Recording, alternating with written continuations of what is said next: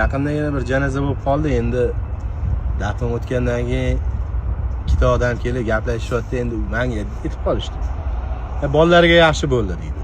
Adasi o'ldi, mana endi bemalol uylanib oladi, boshqa qiladi, deyapti-da.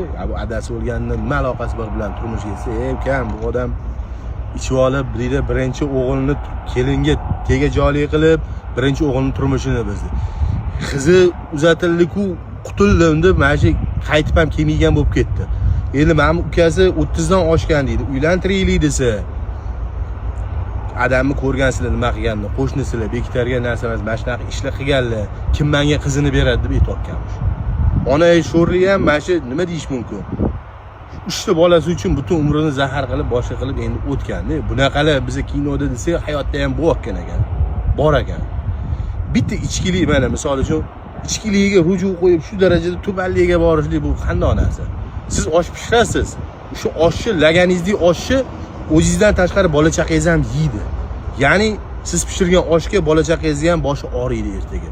Shuning uchun hech qachon havoyi nafsga yoki boshqaga ishqiboz bo'lmasdan sal kelajagini ham o'ylaylik. Xudo andalik bo'ldik, bola chaqali bo'ldik, kelinlik bo'ldik, sal mas'uliyatni his qilish kerak. Bu degani endi yosh kattalarga ayrimlariga tegishli-da.